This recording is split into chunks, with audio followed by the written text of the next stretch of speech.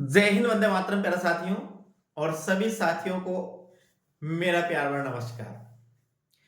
साथियों, आज जो हम पढ़ने वाले हैं वो आज पढ़ेंगे हम राजस्थान जीके में, और राजस्थान जीके में पढ़ेंगे राजपूतों का उदय, यानी राजपूतों का उदय कैसे हुआ, इसके बारे में आज हम क्लास में पढ़ने वाले हैं साथियों। और जो अभी हम पढ़ेंगे साथियों, ये बिल्कुल सार गर्भित, यानी जिसे हम बोलते हैं ना गागर में सागर, वो गागर में सागर पढ़ेंगे, बेहतरीन नोट से पढ़ेंगे और इतने शॉर्ट तरीके से सब कुछ समाहित कोशिश करेंगे ताकि एग्जाम के दिनों में अपना बहुत जल्दी रिवीजन हो जाए, यदि ऐसे नोट्स आपके पास है तो बिल्कुल अच्छी तरह से पढ़ेंगे। और ये जो है साथियों, रीट मेन एग्जाम और रीट प्री के लिए, आरपीएससी फर्स्ट ग्रेड और आरपीएससी सेकंड के लिए बहुत ही वेरी वेरी इंपॉर्टेंट क्लास है। तो शुरू करते हैं साथियों हम आज की क्लास को। आज की क्लास है अपनी राजपूतों का उदय। अब देखिएगा, अपन बात करते हैं, ये रहा राजपूतों का उदय, अपनी क्लास रही। भारत के इतिहास से माना जाता है 600 ईसा पूर्व। भारत का इतिहास माना जाता है 600 ईसा पूर्व से भारत का इतिहास माना जाता है साथियों। भारत का इतिहास से माना जाता है यानी कि 600 ईसा पूर्व। इसके अपन बात करते हैं, लगभग 600 ईसा पूर्व से जनपदों की जो संख्या है वो कितनी है साथियों? जनपदों की संख्या थी 16, ध्यान रखना। और इसमें सबसे शक्तिशाली जनपद की बात करते हैं तो वो आता है अपना मगध जनपद, यानी जो 16 जनपद थे, इन 16 जनपदों में जो सर्वाधिक शक्तिशाली जनपद था वो मगध जनपद था। याद रखना, जनपदों की संख्या 16, सर्वाधिक शक्तिशाली जो जनपद था वो मगध जनपद था, इसे आपको याद रखना है। इन जनपदों में राजस्थान से संबंधित जनपद कौन कौन से थे तो आपको ध्यान रखना है, राजस्थान में के जो भूभाग है वो 3 जनपदों के अंतर्गत आता था।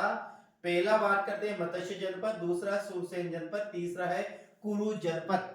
इस प्रकार से देखा जाए तो राजस्थान का जो क्षेत्रफल है, राजस्थान का जो भौतिक स्वरूप है, राजस्थान की जो भूमि है, राजस्थान की जो धरती है, वो 3 जनपदों के अंतर्गत आती थी।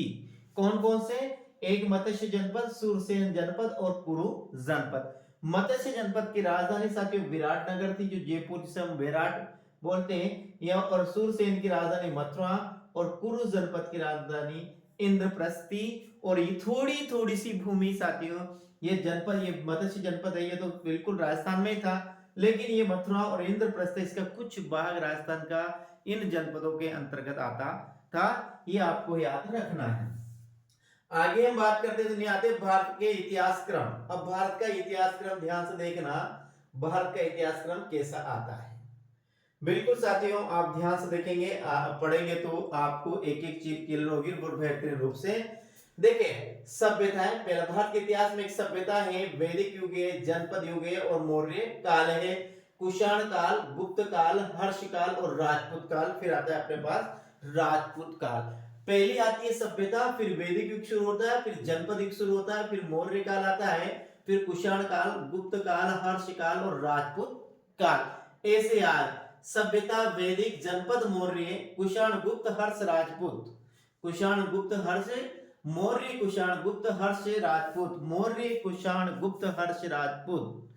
मौर्य, कुषाण, गुप्त, हर्ष, राज मौर्य काल, मौर्य, हाँ मौर्य काल, फिर कुषाण काल, मौर्य काल, कुषाण काल, गुप्त काल, हर्ष काल और फिर आता है राजपूत काल था। पहली प्रथा आती है अपनी सभ्यताएं, जैसे सिंधु घाटी सभ्यता, हड़प्पा की सभ्यता, मोहनजोदड़ो सभ्यता, मिस्र की सभ्यता। यदि आप भारत के बात किया, भारत से बाहर की अपन बात करते हैं तो इससे पहले आती है सभ्यता, फिर आता है वैदिक युग जिसमें वेदों की रचना की गई, फिर आता है जनपद। जनपद में अपन देखा जनपदों की संख्या 16 थी, जिसमें सबसे शक्तिशाली जनपद था वो मगध जनपद था।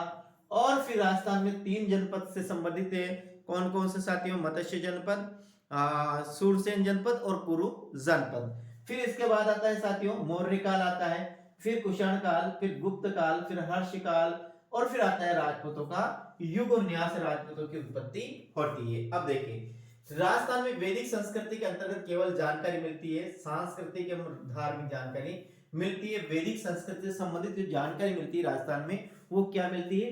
एक तो मिलती है सांस्कृतिक जानकारी मिलती है और एक मिलती है धार्मिक जानकारी। दो चीजों के बारे में यहाँ पर जानकारी मिलती है। महाभारत काल में द्रोणाचार्य का प्रवास था तालछापर चूरू। तालछापर अभ्यारण्य पढ़ा होगा आपने, जब आप अभ्यारण्य पढ़ते हो राजस्थान में, अभ्यारण्य पढ़ते हो साथियों, तो ये कहां पर पढ़ा होगा आपने? ये पढ़ा होगा किसमें? जब राजस्थान के उद्यान या राजस्थान के अभ्यारण्य पढ़ते तो एक आता है तालछापर, राष्ट्रीय तालछापर अभ्यारण्य जो चूरू में आता है। तो ये जो चूरू था, तालछापर जो अभ्यारण्य था, यहाँ पर आपने सुना होगा महाभारत का नाम, जिसमें द्रोणाचार्य का नाम आता है। और उस समय जो द्रोणाचार्य थे, उनके जैसा गुरु उस वक्त में कोई भी नहीं था। और ये भी कहा जाता है कि द्रोणाचार्य जैसा गुरु इस संसार में दूसरा पैदा नहीं हुआ उनके बाद, ऐसा उनके विषय में कहा जाता है। द्रोणाचार्य थे, वो उनका निवास स्थान कहाँ था? तालछापर चूरू। राजस्थान में मौर्य वंश का प्रभाव से चित्तौड़ में आसपास से मिलता है। मौर्य वंश कहाँ मिलता है? चित्तौड़ में, क्योंकि चित्तौड़गढ़ की जो स्थापना की थी चित्रांगद मौर्य द्वारा की गई थी। तो मौर्यों का जो राजस्थान में निवास स्थान मिलता है, वो कहां पर मिलता है? चित्तौड़ या उसके आसपास मिलता है। अशोक के समय राजस्थान में बौद्ध संस्कृति का प्रमुख केंद्र था साथियों बेराट, जिसे विराट नगर के नाम से, और जिसकी राजधानी थी मत्स्य नगर। कहा थी? मत्स्य नगर। आपको ध्यान रखना है। तो अशोक के समय राजस्थान में बौद्ध संस्कृति का जो प्रमुख केंद्र था वो बेराट था। चित्तौड़ का पहला मौर्य शासक था वो चित्रांगद मौर्य था, जिसने चित्तौड़ के किले का निर्माण कराया। किसने कराया चित्तौड़ किले का निर्माण? तो साथियों आपको याद रखना है, चित्तौड़ किले का जो निर्माण कराया वो चित्रांगद मौर्य द्वारा ही चित्तौड़ किले का निर्माण करवाया गया है। आगे हम बात करते हैं, राजस्थान का सबसे प्राचीन किला है चित्तौड़ का किला, जिसका निर्माण किसने किया था? चित्रांगद मौर्य द्वारा जिसका निर्माण करवाया गया था। चित्तौड़गढ़ का अंतिम शासक था मान मौर्य शासक था साथियों, जिसने शायद बप्पा रावल ने मान मौर्य से चित्तौड़गढ़ छीना था। मान मौर्य से चित्तौड़ के किले छीनने वाला ये बप्पा रावल था साथियों। देखो आया, मान मौर्य से चित्तौड़ के किले को छीनने वाला जो गुहिल शासक था वो बप्पा रावल था साथियों। बप्पा रावल के विषय में कहा जाता है कि बप्पा रावल जो चित्तौड़ के इष्ट देव है साथियों, जो कौन से हैं? चित्तौड़ के इष्ट देव है एकलिंग जी। तो एकलिंग जी की पूजा करने वाले जो हारित ऋषि थे, कहा जाता है कि हारित ऋषि की ये बप्पा रावल क्या गायें चराता था, और हारित ऋषि के आशीर्वाद से ही साथियों बप्पा रावल ने चित्तौड़ के राजा मान मौर्य को हराकर चित्तौड़ पर अपना अधिकार किया और वहां पर गोहिल वंश की स्थापना की। ऐसा भी कहा जाता है बप्पा रावल के विषय में कि बप्पा रावल इतना बड़ा आदमी था, इतना लंबा चौड़ा राजा था शायद साथियों। कहा जाता है कि वह 16 हाथ की धोती पहनता था, और कहा जाता है कि एक ही साथ वो 7 बकरों का भोजन करता था। ऐसे भी उनके विषय में कहा जाता है, मैंने कहीं पढ़ा है उनके विषय में ऐसा। तो आपको ध्यान रखना है, चित्तौड़ का जो किले का निर्माण करवाया वो चित्रांगद मौर्य ने करवाया। राजस्थान में सबसे प्राचीन किला चित्तौड़ का किला है, और उस समय मौर्य वंश का अंतिम शासक मान मौर्य था। मान मौर्य को बप्पा रावल ने हराकर चित्तौड़ पर गोहिल वंश की स्थापना की है साथियों। आगे हम बात करते हैं, तो यहाँ तक चित्तौड़ में बौद्ध धर्म का सर्वाधिक विकास हुआ मौर्य काल में हुआ। कहां पर? राजस्थान में बौद्ध धर्म का जो सर्वाधिक विकास हुआ वह मौर्य काल में हुआ। किस काल में हुआ यह भी ध्यान रखना है। राजस्थान में बौद्ध धर्म का जो सर्वाधिक विकास हुआ वो किसके काल में हुआ? तो वो मौर्यों के काल में हुआ है। आगे हम और भी बात करेंगे इसके विषय में। आगे देखिए,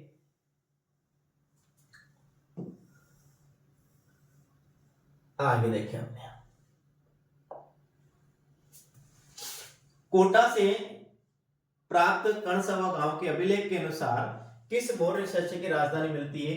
वो मिलती है साथियों धवल की। देखिए यहाँ पर प्रश्न समझिएगा, कोटा से प्राप्त कर्णसभा गांव है, यहां पर एक अभिलेख प्राप्त हुआ।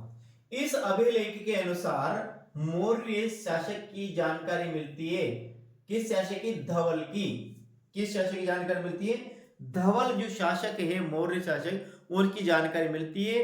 और यह अभिलेख हमें कहां से प्राप्त होता है? ये कोटा के कर्णसभा गांव से प्राप्त होता है अभिलेख, जिससे हमें मौर्य शासक धवल के बारे में जानकारी प्राप्त होती है। यह आपको ध्यान में रखना है।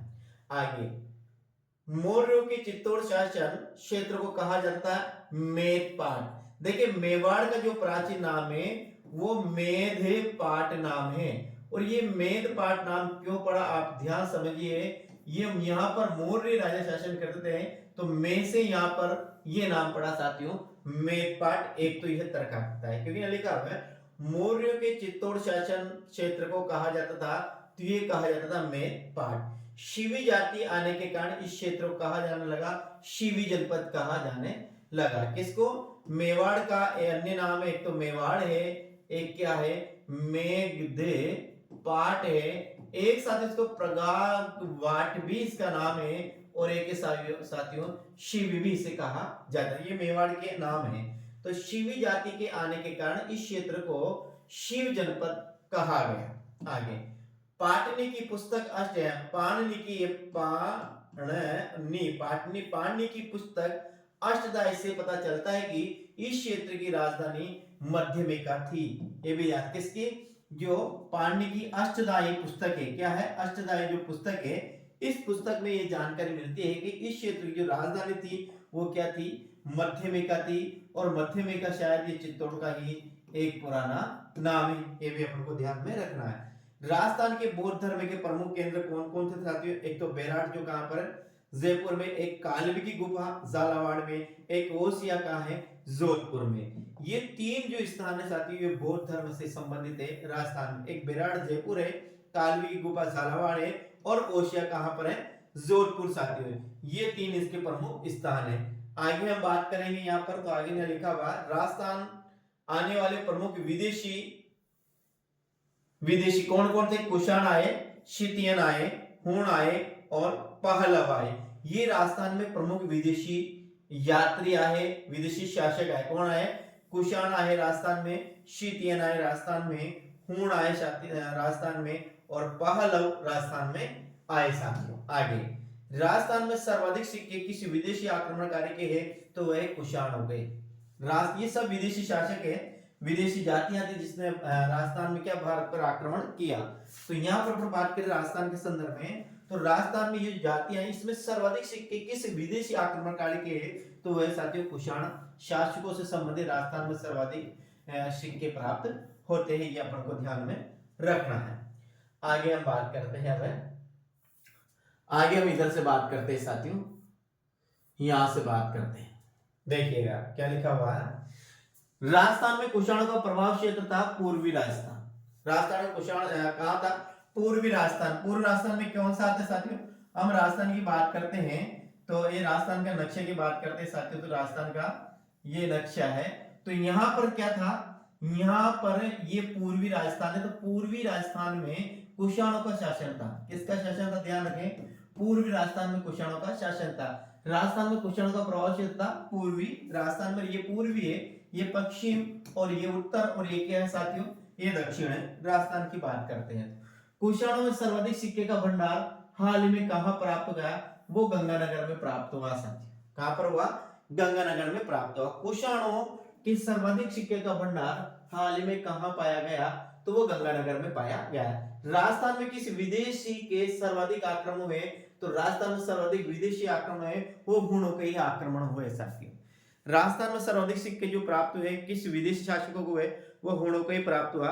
हूण राजस्थान में कहां पर थे? पूर्वी राजस्थान में हूणों का शासन था। और एक और ध्यान रखना, राजस्थान में विदेशी के सर्वाधिक आक्रमण हुए तो वह साथियों हूणों के राजस्थान में सर्वाधिक आक्रमण हुए। हूण शासक तोरणमाल ने राजस्थान के क्षेत्र को जीता गुप्त शासकों से। किससे? हूण शासक एक नाम आता है तोरणमाल, बहुत प्रसिद्ध नाम है तोरणमाल। तोरणमाल आता है, इसने साथियों गुप्तों से, इसके पहले राजस्थान में गुप्त शासकों का शासन था तो गुप्तों को हराकर तोरणमाल ने यहाँ पर कुषाण वंश की नींव डाली। कहां पर? राजस्थान में। ये आपको ध्यान में रखना है। आगे तोरणमाल के पुत्र मिहिर कुल ने शिव मंदिर का निर्माण करवाया बारडोली चित्तौड़गढ़ में। ये भी ध्यान रखना। तोरणमल के पुत्र है जिसका नाम है मिहिर कुल। तोरणमल का पुत्र है जिसका नाम है मिहिर कुल, आपको ध्यान रखना है। तोरणमल का पुत्र था जिसका नाम था साथियों मिहिर कुल। तो मिहिर कुल ने राजस्थान में जो मंदिर का, शिव मंदिर का निर्माण किया वो कहां है? वो बारडोली है। और बारडोली कहां पर है? चित्तौड़गढ़ में। हुणों के आक्रमण के समय राजस्थान में प्रमुख रूप से शासन कर रहे थे योद्धे शिव, अर्जुनाए और मालव। ये हुणों के समय, किसके समय? हुणों के समय राजस्थान में जो प्रमुख शासक, प्रमुख जातियां जो शासन कर रही थी, वह जातियां योद्धे थी साथियों, शिव थी साथियों, अर्जुनाए थी और मालव थी साथियों। शिव, अर्जुनाए और मालव तीन जातियां थी। पुराने योद्धे, शिव, अर्जुनाए और मालव, ये तीन जातियां थी साथियों। आगे कर्नल जेम्स टोड ने राजपूतों की उत्पत्ति किसी विदेशी जाति से मानी? तो सीथियन से मानी। किसने? कर्नल जेम्स टोड ने राजपूतों की जो मानी सीथियन से साथियों राजपूतों की उत्पत्ति मानी। किसने? कर्नल जेम्स टोड ने।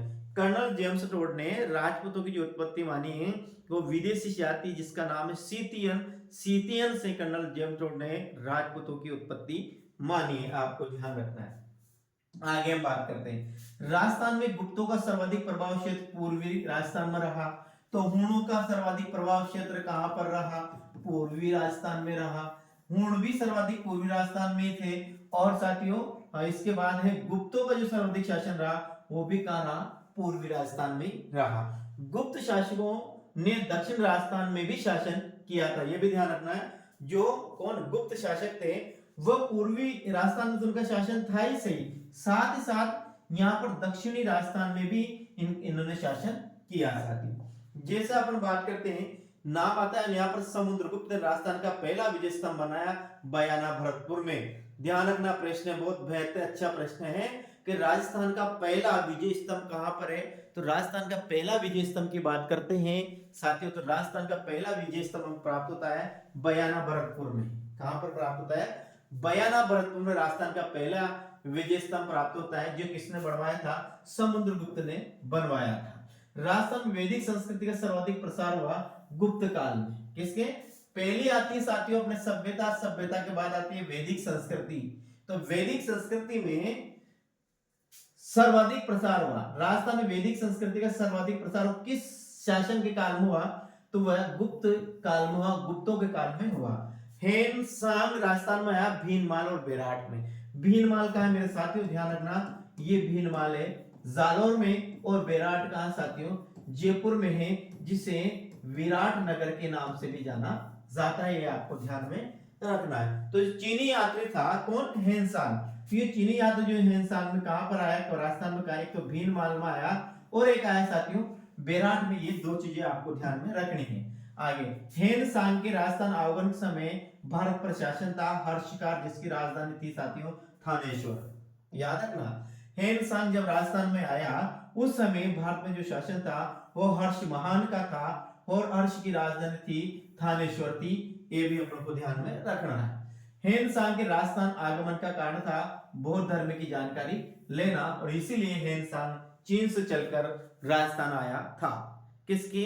बौद्ध धर्म के विषय में जानकारी प्राप्त करने के लिए हेनसांग चीन से चला, जो राजस्थान के भीनमाल, जालोर और जयपुर के विराट नगर तक ये आता है, और यहाँ पर बौद्ध धर्म की जानकारी प्राप्त करता है, और उससे संबंधित यहाँ पर वो जानकारी भी देकर जाता है साथी।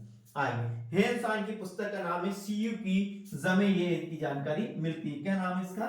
सीयू की, सीयू और की साथियों इसकी पुस्तक का नाम है। किसकी? हेनसांग की पुस्तक का नाम है सीयू की। 11वीं शताब्दी में प्रतिहारों को मारवाड़ से निकालकर सोमनाथ पर हमला करने में सफल हो गया कौन? महमूद गजनबी। याद रखना, कौन हो गया? महमूद गजनबी है, जो 11वीं शताब्दी में प्रतिहारों को, 11वीं शताब्दी में चित्तौड़ पर, मारवाड़ पर किसका शासन था? प्रतिहारों का शासन था साथियों। तो ध्यान रखना, 11वीं शताब्दी में प्रतिहारों को मारवाड़ से निकालकर सोमनाथ पर हमला करने में सफल हो गया। कौन हो गया? महमूद गजनबी सफल हो गया। ये अपन को ध्यान रखना। अब अपन यहाँ पर आता है साथियों, बात करते हैं, तो अब आती है राजपूतों का उदय।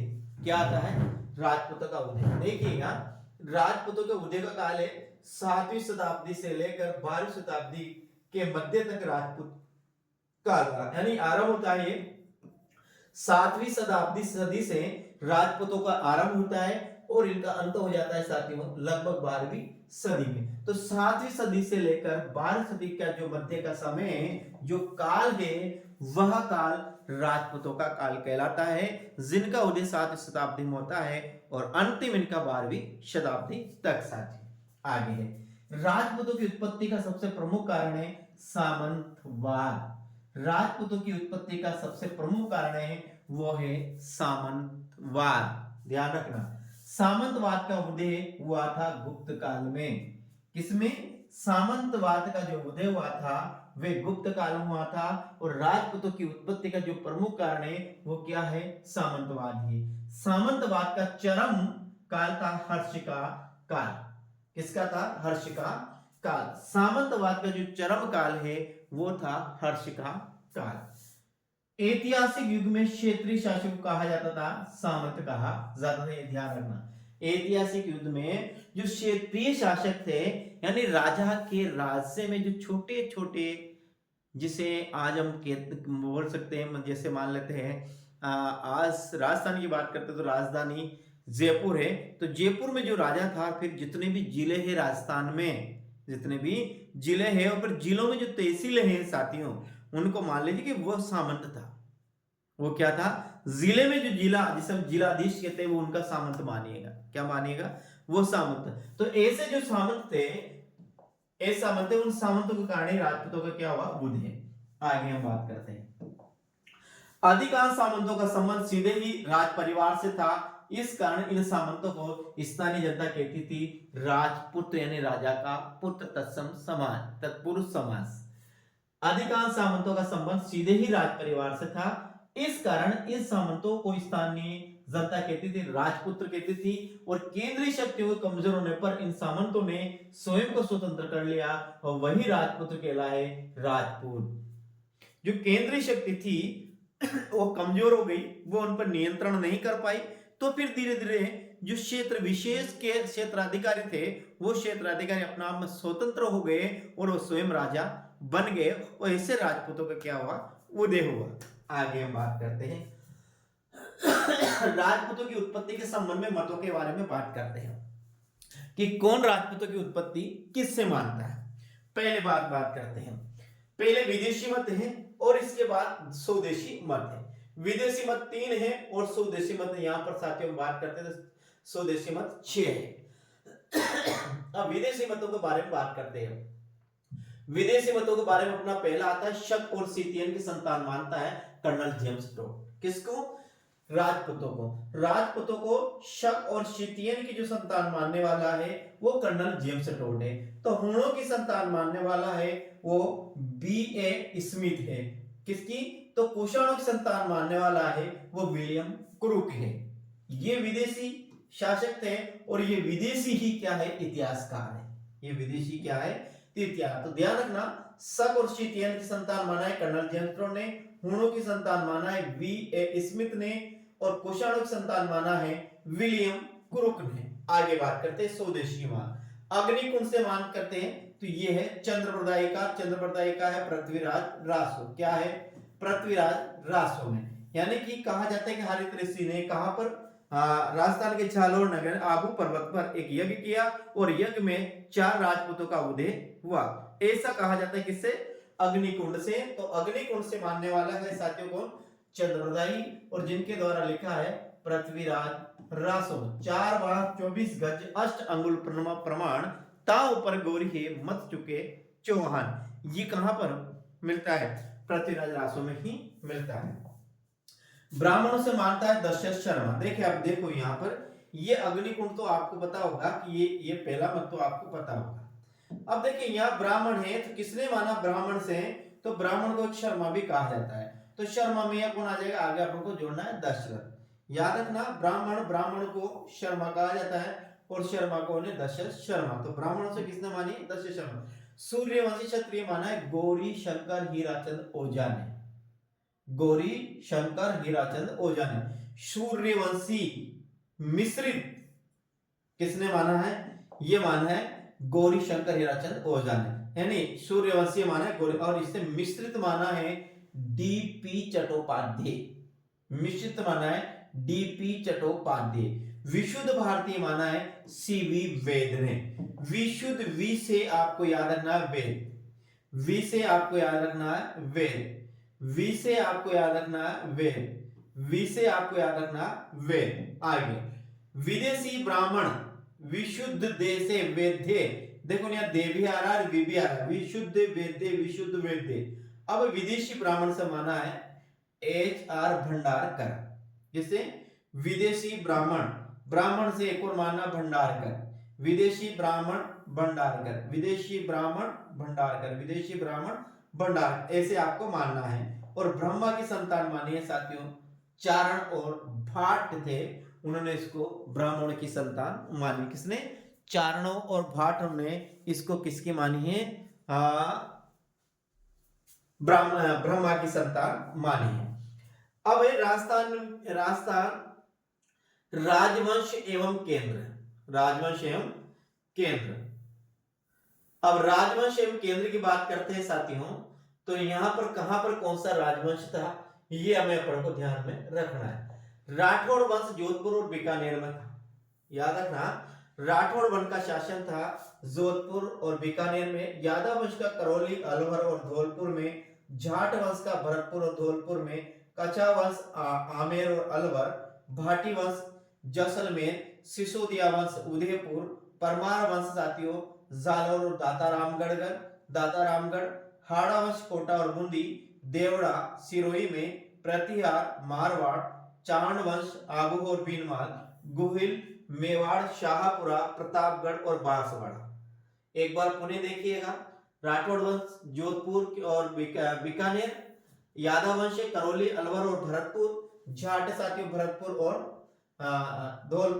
धौलपुर, कछवा आमेर अलवर, भाटी जैसलमेर, सिसोदिया उदयपुर, परमार जालौर, हाड़ा वंश कोटा और बूंदी, देवड़ा सिरोही, प्रतिहार मारवाड़, चांड वंश आबू और गुइल वंश साथियों मेवाड़, शाहपुरा, प्रतापगढ़, बांसवाड़ा। इसके बाद बात है चौहान वंश आता है अजमेर, बूंदी, कोटा और सिरोही। चौहान वंश कहां पर आता है? अजमेर, बूंदी, कोटा और सिरोही में आता है साथियों चौहान वंश। पिंडारी वंश आता है टोंक में और मौर्य वंश आता है साथियों चित्तौड़ में, ये अपन को ध्यान में रखना है। अब यहां पर आता है राजवंश, क्षेत्र, संस्थापक और सन। कहां पर कौन सा शासक था, किस सन उसकी स्थापना किसने की थी और कौन से सन में स्थापना की? पहला आता है चौहान वंश। चौहान वंश का जो शासन था वो सांबर में था और इसका स्थापना करता है साथियों वो है आदि पुरुष वासुदेव, और चौहान वंश की स्थापना हुई थी 591 ईस्वी। इसके बाद बात करते हैं साथियों गुहिल वंश था, मेवाड़ में था। गुहिल इसका संस्थापक था गुहिलादित्य, जिसे हम गुहिलादित्य भी कहते हैं, और ये 566 ईस्वी में स्थापना हुई। एक और एक गुहिल जो बागड़ में, और बागड़ में इसकी स्थापना करने वाला था समर सिंह, और समर सिंह ने यहाँ पर 1777 ईस्वी में कहां पर बागड़ में गुहिल वंश की स्थापना हुई। गुहिल डूंगरपुर में भी है जिसका स्थापना करता है सिंहड़ है, और ये 1603 में इसकी स्थापना की गई। गुहिल बांसवाड़ा में भी है जिसका स्थापना करता जगमाल सिंह है, और ये 1518 में इसकी स्थापना की गई। गुहिल प्रतापगढ़ में भी है जिसकी स्थापना राव बीका है, और ये कहां पर 1561 में इसकी स्थापना की गई। गुहिल साथियों शाहपुरा में भी है, सुजात सिंह इसकी स्थापना करता था, और 1631 में इसकी स्थापना हुई। तो यहाँ पर याद रखना ये गुहिल वंश है कहां पर, मेवाड़, बागड़, डूंगरपुर, बांसवाड़ा, प्रतापगढ़ और शाहपुरा। इसके बाद राठौड़ है, बीकानेर में राव बीका आता है जिसने किसमें साथियों ये यहाँ देखिए, यहाँ हो सकता है दूसरा है लेकिन बताऊंगा यहाँ। राठौड़ है, राठौड़ बीकानेर में स्थापना करने वाला राव बीका है और 1465 में की गई। राठौड़ मारवाड़ में भी यानी जोधपुर में राव सिवा है और 13वीं शताब्दी में इसकी स्थापना हुई साथियों। कछावा ढूंढाड़ में है, और ढूंढाड़ में साथियों यहाँ दुले राय ने स्थापना की और ये की 1137 ईस्वी में। राव आमेर में है कोकिल देव ने, और ये 13वीं सदी में। इसके बाद कछावा, अलवर के कछावा की स्थापना करने वाला प्रताप सिंह था, और ये 1771 ईस्वी में इसकी स्थापना की गई। इसके बाद कछावा अपना जयपुर आता है साथियों। तो जयपुर में कछावा वंश का जो स्थापना करता है वो है जयसिंह द्वितीय, और ये 1727 में। इसके बाद यादव वंश करौली में स्थापना करने वाला था, करौली में यादव वंश की वो है अर्जुन पाल, और कब 1348 में साथियों इसकी स्थापना की गई है। स्क्रीनशॉट लेना चाहो तो आप ले सकते हो। आगे हम बात करते हैं, आगे आता है ऐतिहासिक स्थलों के ऐतिहासिक नाम, यानी पुराने समय में इनको क्या कहा जाता। शाकंभरी की बात करते तो शाकंभरी सांबर को कहा जाता था, शाकंभरी सांबर को, तो जाबालिकपुर साथियों झालोर को, बिंदे बली बिजोलिया को, मध्यमिका चित्तौड़ को, पोंगल बीकानेर को, श्रीपंत बयाना, माच जमरामगढ़ जयपुर, पत्तन ओशिया जोधपुर, काठल प्रतापगढ़, गोपालपाल करौली, रुणेचा रामदेवरा, अई छत्रपुर नागौर, बरसाना शेरगढ़, शोणितपुर, बयाना भरतपुर। इसके बाद मध्यमिका चित्तौड़, श्रीमाल, भीनमाल जालोर, नंदग्राम, कोटा, अलोर अलवर, तक्षकपुर, टोडा रायसिंह और ब्रजनगर, झालापाटन, मांड, जैसलमेर, कोठी, धौलपुर, आभानेरी, डीडवाना नागौर, मानदातापुर, मेड़ता नागौर और सत्यपुर, सांचौर, झालोर। ये इनके क्या है, आगे दे रखे साथियों इनके प्राचीन नाम और पीछे इनके वर्तमान नाम। क्षेत्रों के ऐतिहासिक नाम, कुछ क्षेत्रों के ऐतिहासिक नाम भी है, तो वो देखिए ऐतिहासिक नाम में कौन कौन आता है, आपको ध्यान से देखना है। पहली बात करते हैं योद्धे। योद्धे में कौन कौन आता था, तो योद्धे में साथियों अपने योद्धे में आता था, योद्धे की अपन बात करते हैं तो योद्धे में एक तो हनुमानगढ़ है, एक श्री गंगानगर है। सूरसेन की बात करते हैं तो भरतपुर और करौली सूरसेन जनपद के अंतर्गत आते थे। मालव या मालवा की बात करते हैं तो प्रतापगढ़ और झालावाड़। मेवल में साथियों डूंगरपुर बांसवाड़ा, और एक ही बात के कुरु में अलवर का उत्तरी भाग कुरु का अंतर्गत आता था, तो मेरू अरावली पर्वतीय क्षेत्र को मेरू कहा जाता था, और माल है दक्षिणी पूर्वी पठारी भाग है माल कहा जाता था। जांगल है बीकानेर के क्षेत्र के, बीकानेर और बीकानेर के आसपास का क्षेत्र है उसे जांगल नाम से जाना जाता था। आरबुद्ध प्रदेश सिरोही के आसपास का क्षेत्र, मेदपाट, मेवाड़, गोडवाण, जालोर वे पालिका क्षेत्र में गोडवाण के नाम से जाना जाता था। इसके बाद बात करते हैं सपा दलक्ष क्षेत्र है सामर के आसपास, अर्जुन आए हैं साथियों अलवर के पास, शालवे बीकानेर नागौर के सीमांत क्षेत्र को, भादानक भरतपुर और बयाना का क्षेत्र, मैदान तक जालोर और उत्तम आद्रीय ऊपर माल का आसपास का क्षेत्र। ये जो अभी है आप इसका स्क्रीनशॉट ले सकते हो, अच्छी तरह से देख सकते हो कि किस नाम को किस नाम से पुकारा जाता था, और ये इधर साथियों वंश है और यहाँ पर ये केंद्र है।